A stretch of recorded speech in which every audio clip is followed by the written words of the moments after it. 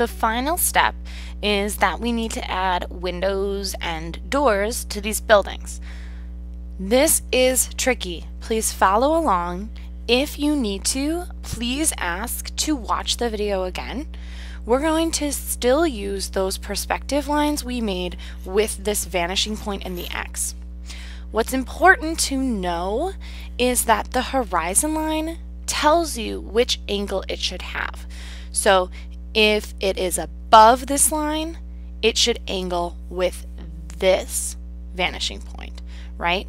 So let me just take a pencil and show you a little bit. So they would come out like this, right? They're staying at this angle. But this line is that horizon line. It's level, at least for our drawing guide. So after this line, it's going to angle towards that sidewalk, towards the bottom perspective line. So that would be something like this. So they come out different angles. So if I have a window that's going to cross through this middle area, let's go ahead and do one. It's going to show that it has a perspective following.